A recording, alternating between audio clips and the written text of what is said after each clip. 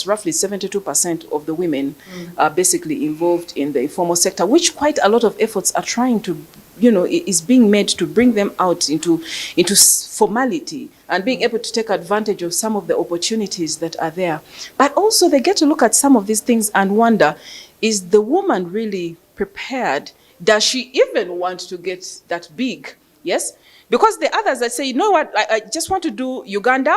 If, inshallah, if God wills, I can do Kenya and Tanzania and Rwanda. That's enough for me. And then you have others that come, guns blazing and say, I want to permeate. I want to get through as much as possible. I want to see my product on the shelves in the US, in the UK, and all these different things. Do you think it is something that we're doing wrong? Like we want to micromanage? Or is it something that a mindset change that needs to be there? What about it? I think typically it's a mindset change, and that's why for us it's very exciting that we are able to take not only traders, but professional and business women to see the Dubai market. I went to the Dubai fruits and vegetable market, and my mind completely was blown away. Not because the products there we don't have, we have all of them there. But when you begin to identify and say, how many mangoes is Uganda importing into this country? We hardly have any. How many tomatoes and is exporting into the UAE? We do have Ugandans taking boxes of matoke every day on flight. Isn't there a better way to package, to present this product? Remember, it's only 4 hours to Dubai.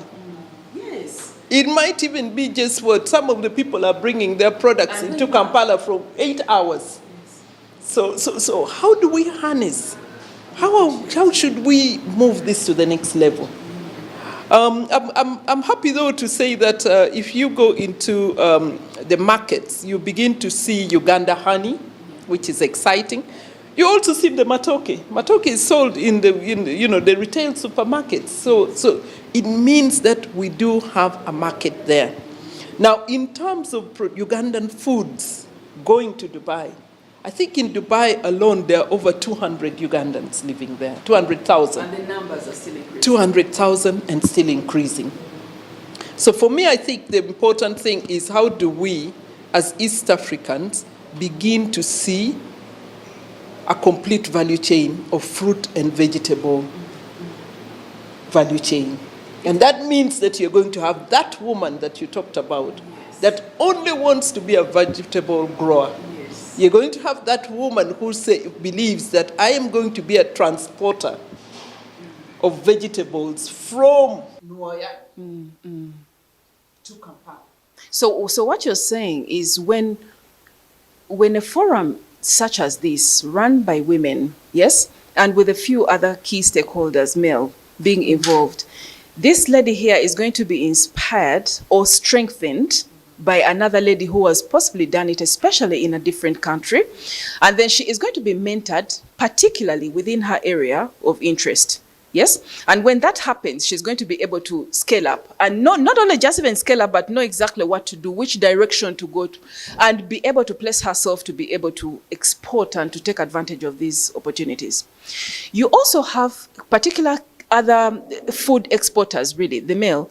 And the majority of them, their particular concern, I believe, has been that the ladies that they do approach to maybe outsource and all that and be part of this have failed in consistency. They have failed consistently to deliver. Because once you get these particular orders, you can't come up and say, no, I do not have this tonnage. You must have it. You must have it. Once it's cross-border, you must have this. So the lady is already being put out there, really thrown under the bus, yes, quote unquote, and said, we have had problems. We have given these women the opportunity to be part of us as exporters, but they can't deliver. We have tried to get them into groups, right? To get them into groups and come up, there's Hass of Akaido, there's Gonja that is really, really needed up there. And then they'll tell you, but she can't even come up in the groups in the different villages. What is happening? They cannot stay. They can only do 1 or 2 batches, but after the next time, there's no consistency. what do you think is the challenge in that? Because if at all this forum is going to be able to be sustainable, then it must be able to address some of those different things that have not worked out in some of these efforts. What do you think?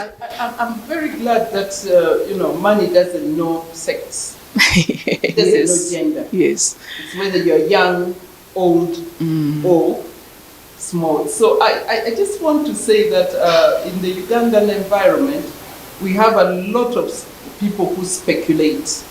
And if you speculate, it means that when you hear that hash avocado is being grown, yes, you will quickly take the contract. Now, with Uganda Women Do Dubai and Worldwide Women Do Dubai, we are going to be taking small steps. Yeah. And why do I say we are going to be taking small steps? We're taking small steps to ensure that if somebody wanted, and then I can already say that the Bangladesh lady wanted to receive 100 kilos of hash avocado every day. Every day. Every day. But we were very clear. We said, look, we want a sustained relationship. Yes. We're going to work out what we can deliver. It will not be every day.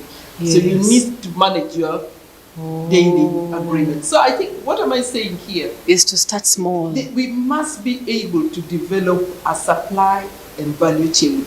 Yes. The supply is what you are going to be able to receive. To deliver.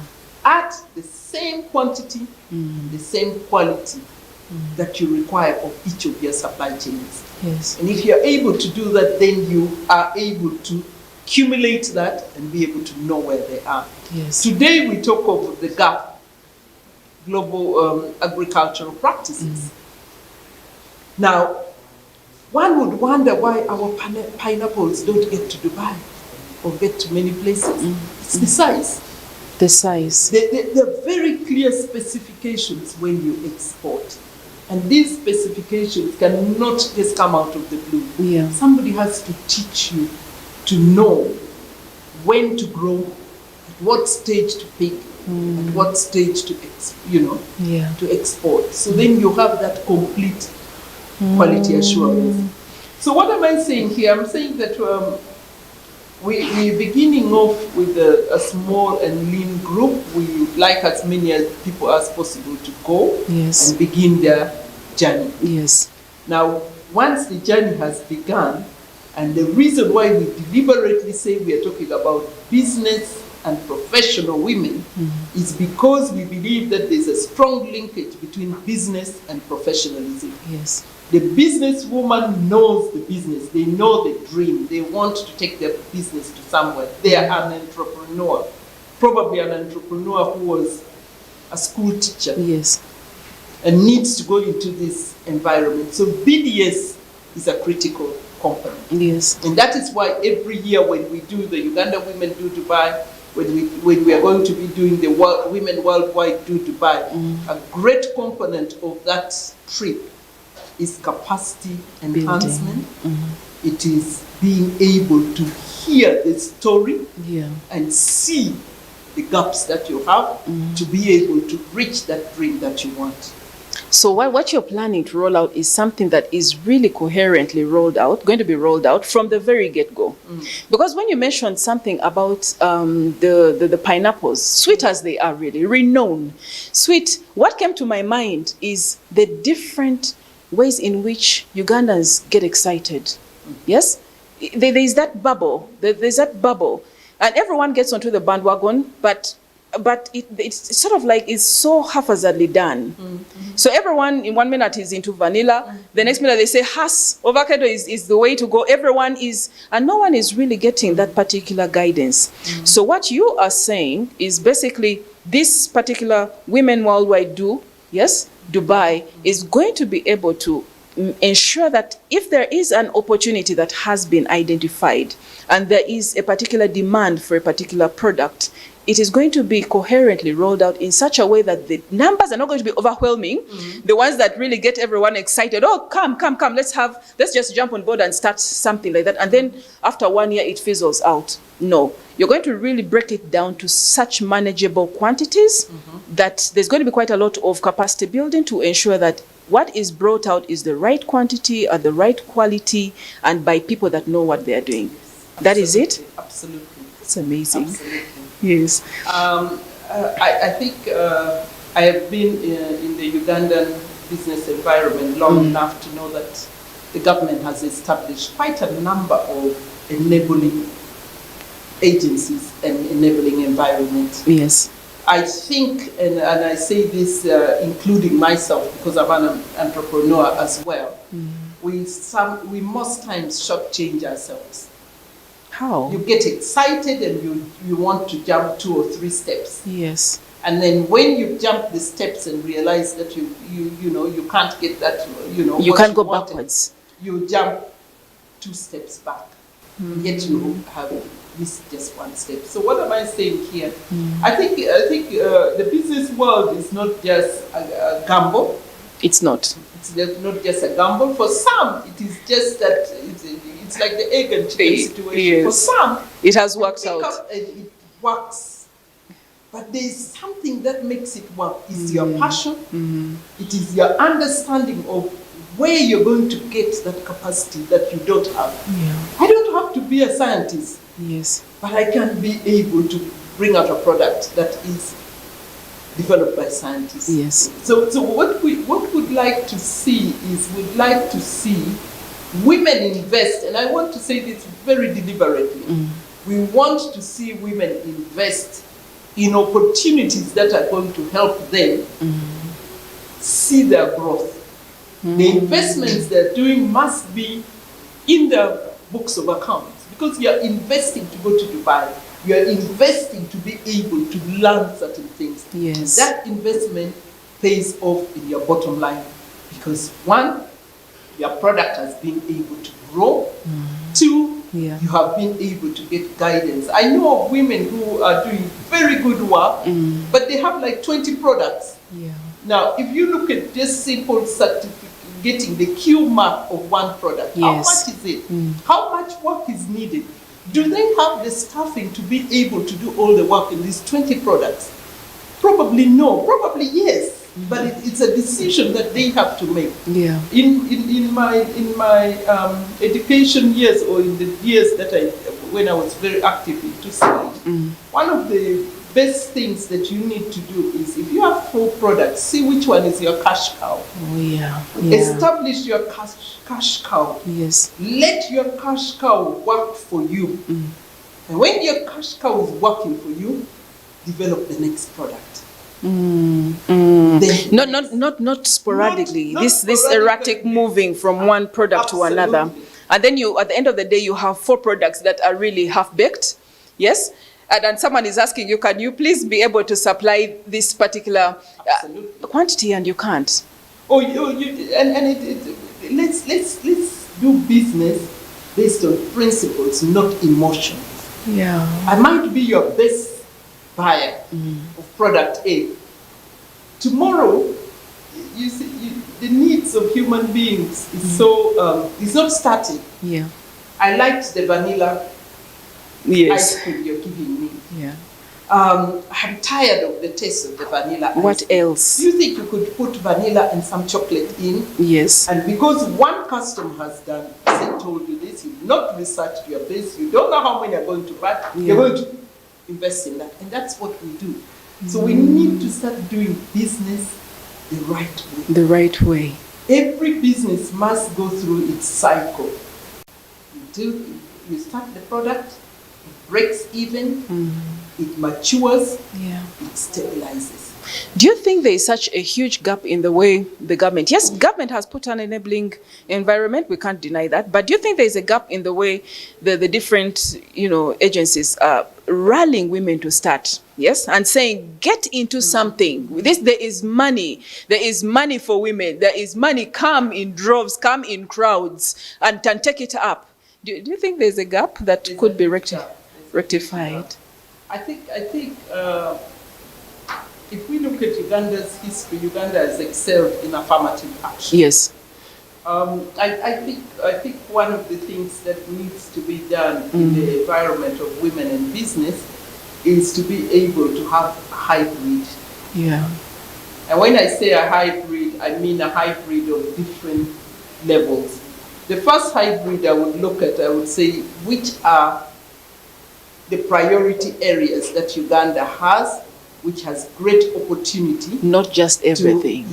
Great opportunity to give us that leap into this market. You see, the president is pushing about export orientation. Yes. Now, we cannot export everything. No. What is it that we can easily export without a doubt? And who are the players there? Are there women in that? Are they doing value addition? And let's take affirmative action and walk them through the process. Yes. So that's the first hybrid. You have this number of women, there's affirmative action, you're taking them to the next level. Yes.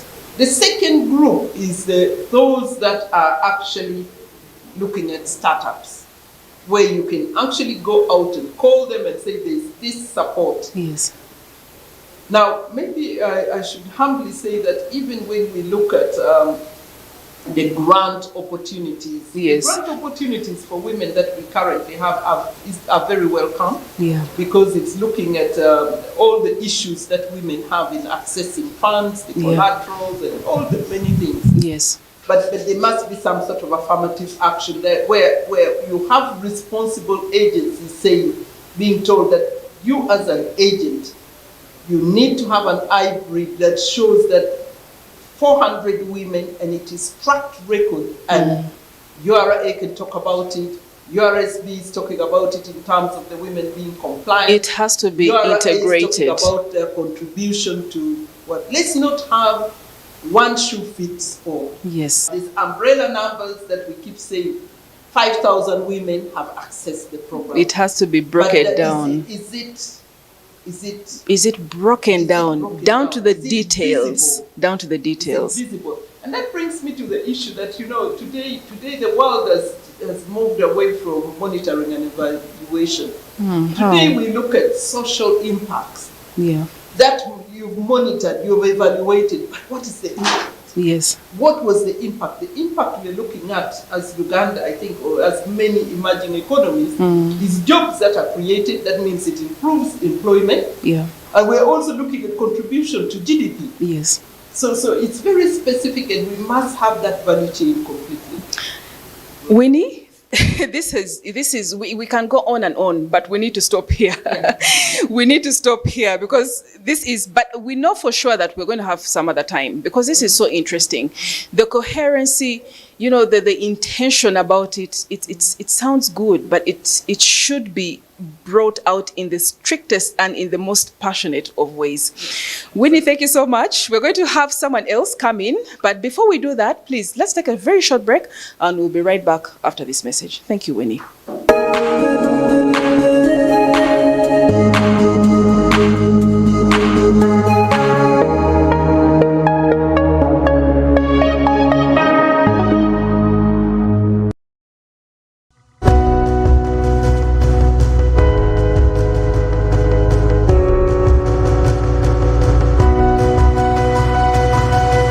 Smart 24, driving business. Osmosis is coming. Osmosis, what's the money? When do you see him? Send him to Momo. My bossy, can I borrow fuel? Biggie money, can I borrow renty? Manager, give me some caloni. Okay, what about 5K?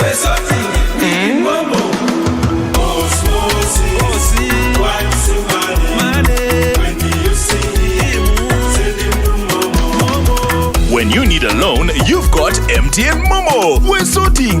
Use the Momo app or dial *165*5# for all quick loans. Choose from the different loan options from our partners and get one that works for you. Together, we're unstoppable.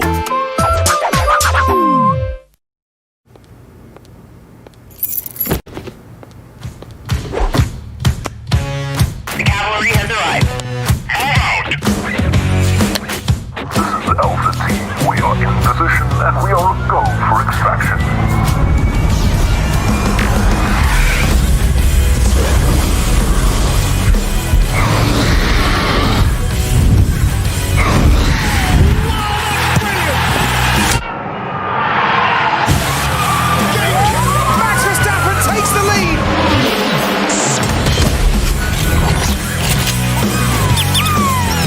carry a world of entertainment with you wherever you go with DSTV Stream.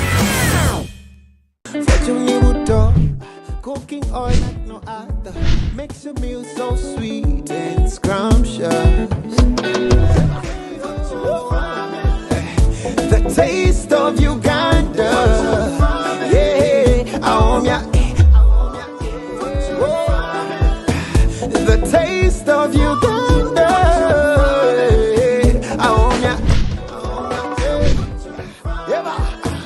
the taste of Uganda, yeah, I want ya.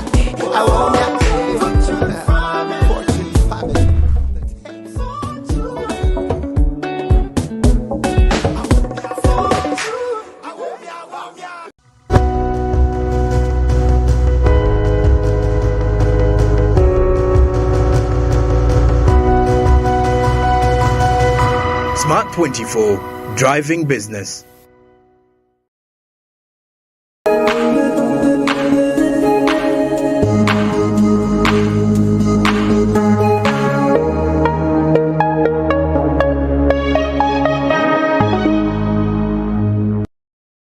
Welcome back from the break. This is still Women in Business. Doreen Kemcha, Smart 24 TV.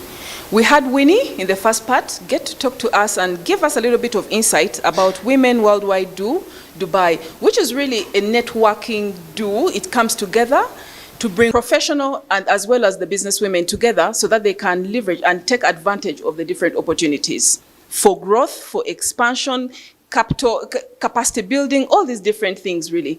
You are sort of like bridging the gaps, yes? On this particular sit-in, we have a member who is going to give us especially insight on the preparedness of the Ugandan woman to be able to take advantage of some of these opportunities. We've got Richard Okuti, who is the CEO at Silly Fortune, as well as the board chair for Zimba Women. Richard, welcome. Thank you very much, and I'm happy to be here with you. Delighted to and have you. To discuss this very interesting topic that I'm really passionate about. Let's dive into it. Yes. Winnie came and we even almost ran out of time because we kept talking about all these wonderful things that this particular forum, the summit, is really going to bring. And what we want to know is, a lot has been raised about how prepared is the Ugandan woman. You've got quite a number. One or two come in and say, you know what, we've done the Ugandan scene. I want to see my product on the shelves out there in the US and in Dubai, and I want to be a household name. Yes? And then you have others that come in and they say, you know what, let me grow at my pace. Okay? Let me grow at my pace. How prepared do you think are we? In your own words. In my own words, it's very interesting. And actually, you're asking a question that ties into why we are doing this. Because if you're not exposed as a woman, if you've not traveled beyond Uganda as a country, sometimes you cannot visualize the size of markets that are out there. So in terms of preparedness, until a woman travels, gets exposed to some of these markets, it's very difficult for them to visualize and conceive how big the market is. So whereas most of them, of course, are agricultural based, as we spoke, and they produce very good, high quality, probably mostly organic products, but the quantities are low, and most of the export markets demand quantities that are very big. So I would say that the level of preparedness is still low. And we need to, first of all, expose them and allow them to visualize themselves the sizes of some of these markets so that they can work together and aggregate their products and maybe manage some of these markets in a more sustainable manner. As right now, as we're talking, yes, I'm thinking about the woman and I speak right now on her behalf, and she's saying, you know what, I'm giving you the small quantities because I don't have access to the land. Yes, you are coming up with this wonderful idea, but at the same time, how do I get to navigate this? Because it's not really ironed out right now very clearly in Uganda. the women still have challenges accessing particular resources, especially access to land. This is organic farming for the woman. She wants to grow those sweet potatoes that they really want in Dubai. She wants to grow this and this. But the man right now is saying, no, I can only give you this particular land because the rest is mine. And if you come in and encroach on my land and bring this project of yours that I don't even understand, who knows, tomorrow you may take my land from me. So even as you talk about upscaling, you talk about encouraging all these different, quantities and this mindset. You know very well the Ugandan woman will take it up. Yes, you know very well. It's very easy to inspire us to get up because we're natural dreamers. Yes. But even as you talk about harnessing all this, how are you going to to get over that aspect of the land issue? How? Interesting question. And indeed, in addition to land, there are a lot of other barriers that women experience. And as you can see, I'm a man. That's the first part. And why? That's why we have you, Richard, you today. must find it interesting that I'm a chairman of Zimba Women, yes, which is an organization that has influenced over 10,000 women, and they're still growing in the East African region. And we try to promote that business can be done with men and women involved.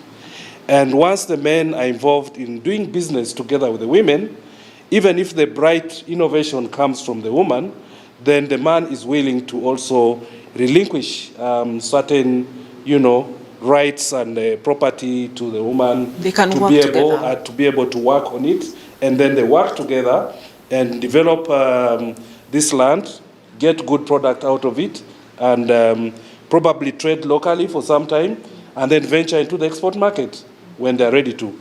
However, we're also bringing more and more to the attention of government that some of the policies can be continuously adjusted to allow women to also participate much more effectively in, in ownership and things related to long-term and capital kind of assets. Yes. Which is, of course, that's a longer approach. We advocate, and where there's a buy-in, changes are made, but this is also an ongoing process.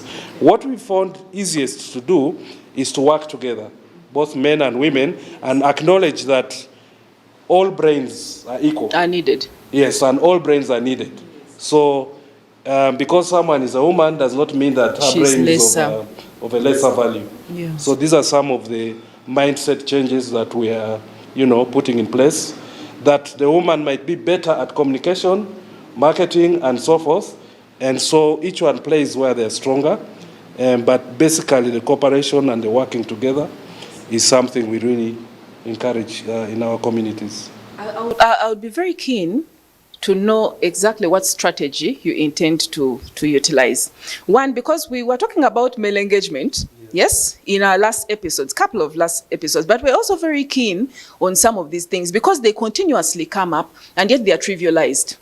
Yes, and that's why I'm asking you, what particular strategy are you going to have that is going to be different? One, because some of the different economic empowerment programs that come in, basically they have it's a haphazard way of implementation. Some of them will come up and say, you know what, this is your wife, mister, and we're going to buy her a bike. Yes? So can you please support her, because when she is well, you're also well as well. Then there are others that come up, mister, we would like to empower your wife. Yes, but we would need that this particular land is given to her. Yes, please give it to her for a period of this and this. We will facilitate you at this particular percentage of the profits that are made. So those are different ways, but there is nothing that is cast in stone. So what particular strategy are you going to use to ensure that really, by the time all this is getting out to the grassroots woman down there who is waiting to be capacity built, waiting to be trained, how is the male engagement strategy going to be with you? What do you envision? Yes. Wow, that's an interesting question. I think, first of all, before we go into the gender-specific areas, I want to say that for any business you get into, it's very important to acknowledge that planning is important. You can't run away from planning and strategizing. And before even planning and strategizing, you need to do an assessment to understand what your level of preparedness to do business is. What are the things that you need to add to make you more suitable to do business as a person? So that when you now want to bring in those additional support mechanisms, you're at a fairly prepared level. Believe you me, if you give money to someone who is not prepared to hold it, they are not going to use it effectively. That's true. Because they do not know where to deploy, how much. So we need to prepare the knowledge about the product, how to produce that product in the proper quantities, Yes. and sell it. Yes, Then we will address those other issues as they come along. as they come up. For instance, we will now address issues of the woman needs this amount of capital. So what do we do about it? However, she has this knowledge, she has these resources. So with this capital included, she's going to fill all the gaps to be able to trade locally. Yes. Then you'll do another assessment and say, okay, now you're able to do business on the local scene. You want to go out there. Maybe you need to first of all get some kind of exposure. And then the man has to be willing to allow her to travel. Because some men are very sensitive to the woman traveling. In our program, we encourage them to travel together if the man also has time. So that they travel together and they back up each other when they go out on a mission. The most important thing about this exposure is being able to visualize. Because sometimes when you tell someone in business that the market out there is really big, and their minimum quantity entry levels are much higher than what you have. So you may have to make 10 businesses come together to be able to make one delivery. And when these 10 businesses come together to make one delivery, can they supply again and again and again? Can they be consistent? And what period, so you have to plan all that. So that by the time you enter, you're prepared to consistently supply that market. But the question coming back maybe to what you're suggesting about the woman being encouraged and being facilitated is generally encouraging participation of influential people in her life. Maybe she can move with the husband, with the daughter, with the son, and so forth, to make it more acceptable So that they feel and have included as well. a mindset, change, that she's actually traveling to go and do business. And when she gets there, she may need to partner with other women, and that support system has to be built. I think that will really help push down all those different worries from the men who have been saying that, you're over concentrating on empowering the woman, we feel excluded most of the times, and this has really brought in quite a lot of suspicion as well.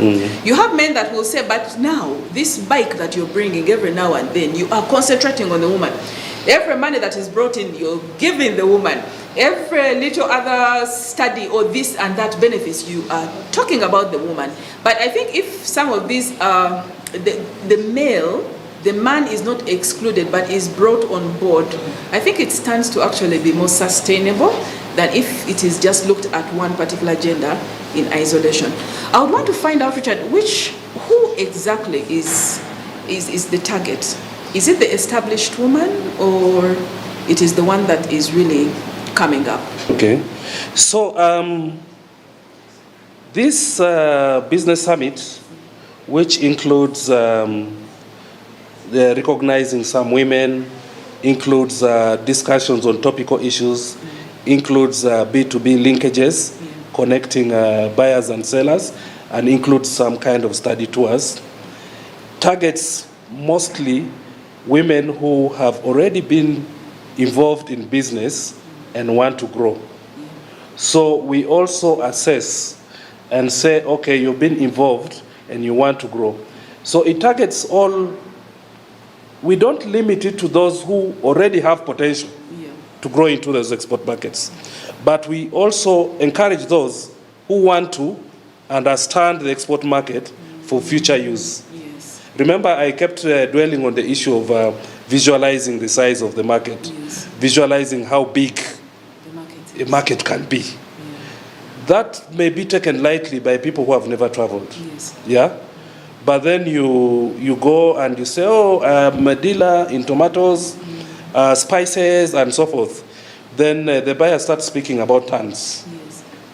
Yes. So how many containers can you deliver?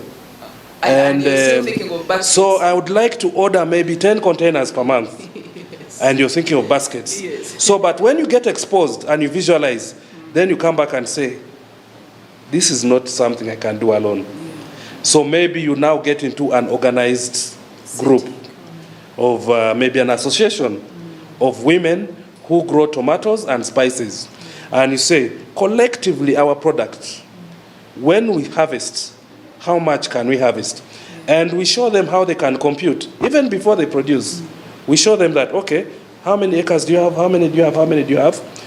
According to research, how much can an acre produce times the acres all of you have? That means we can probably produce 1 container at the end of the season. Now, how many seasons can we have in a year? And then we say, okay, vegetables and these, maybe we can, if we push it hard, we can do 4 times a year. And then, so every 4 times a year, you can tell a customer, look, we can supply you with 2 containers every season.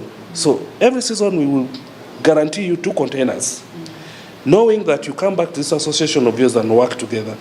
And then, together with our team, together with Winnie, there are mechanisms beyond the event to support these women to be able to continue to grow into this export market.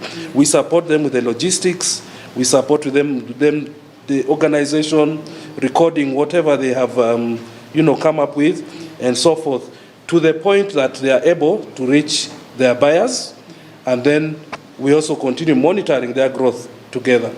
I think, to me, what stands out the most for me, even right now as we talk, is the fact that I have so many women that reach out to me, yes? And they say, oh, Doreen, where I have this money, right? I want to engage in something, a business. What business can I get into? One, because there's quite a lot of, oh, my friend is doing this, by this business, but there's not really quite a lot of understanding of that particular business. So very many of them are a little bit hesitant to get into it because they don't want a copy and paste sort of scenario, getting into something that they don't know so much about. Most of them really want growth. They want returns. They want to retire from formal employment and really get into this. I think the awesome thing that I get to see is the opportunity for a woman who has this sort of seeking, mindset. I really want to get into this for the long term, to be able to travel to Dubai and see and get to meet different women and get to see which particular niche can I really get into.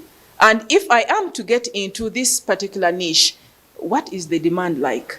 What specifications do they need? The criteria. So that is organized from the very get-go.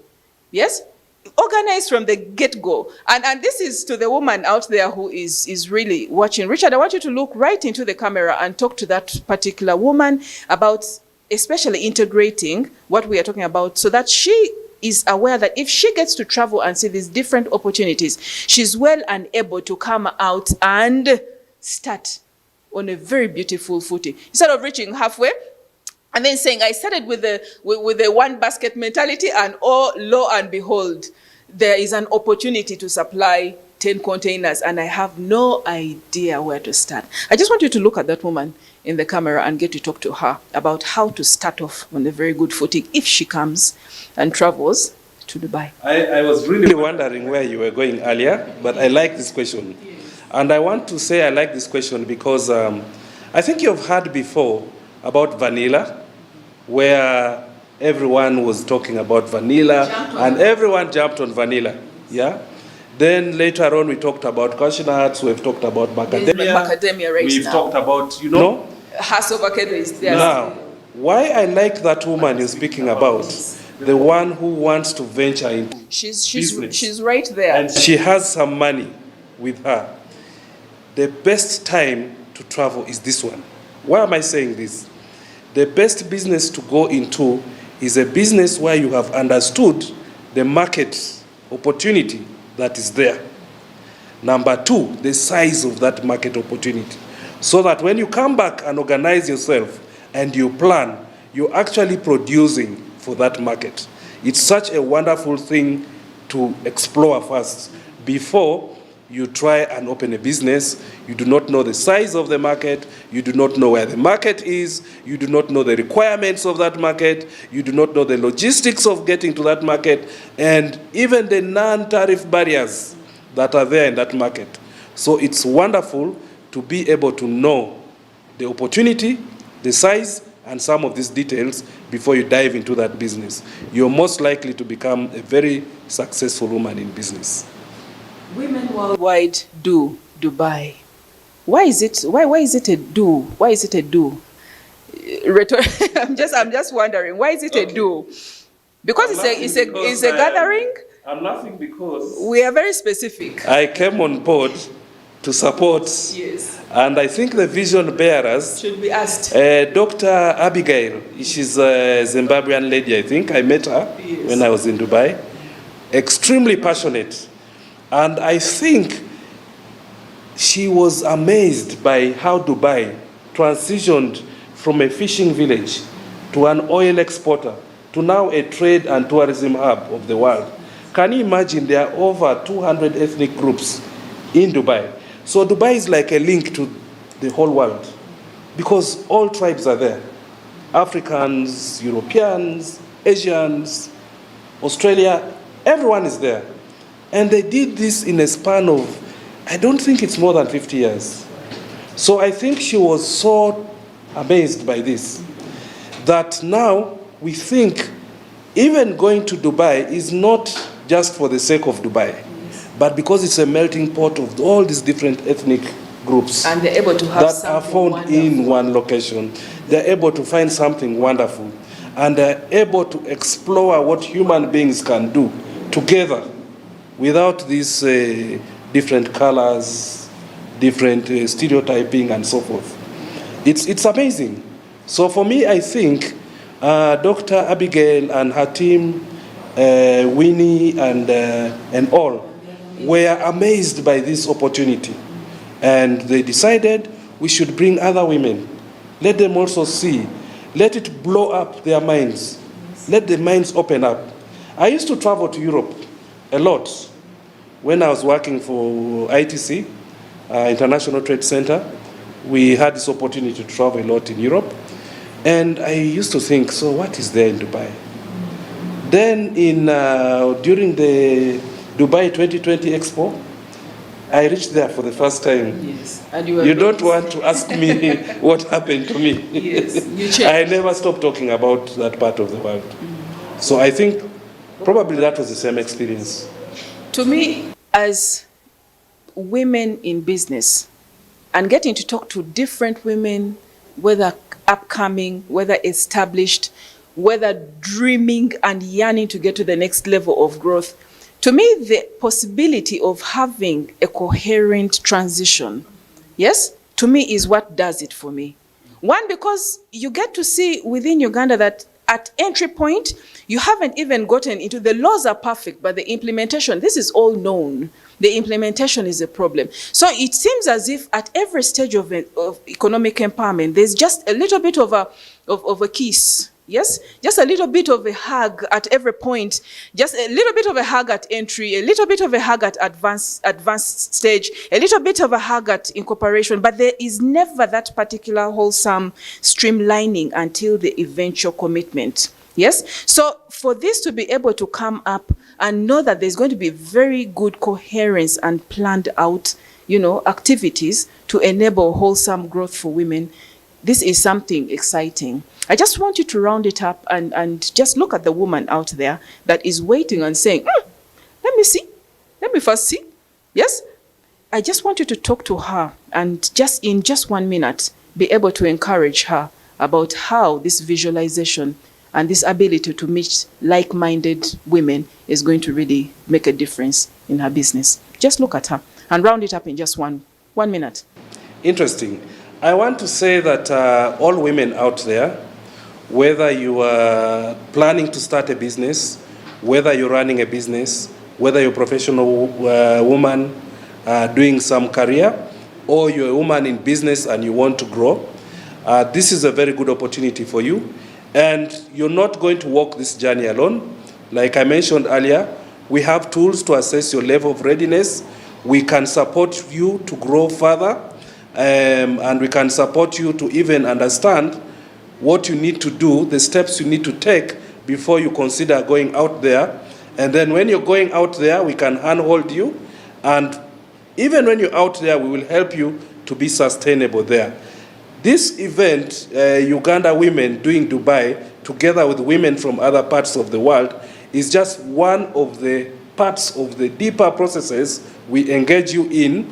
However, it's such a big highlight because it will blow up your mind, it will open up your mind, and it will be one of the events that can expose you to a global existence where you can participate in international trade, or start at least to think about how to be part of the global trade. And, keep your respect, keep your dignity, and be able to bring value to the table of global trade as they give you some value as well. So I encourage you, all women out there, look at this program, and if you can participate, come join us, and we'll have a very enriching experience, and we'll grow our country together. Thank you, Richard. Thank you. This has been a delight as well. But I just like we mention every time, for the woman out there who has been always sending me, inboxing me, asking me, this or this, and I throw it back to you and I say, so what's your passion? Where do you start from?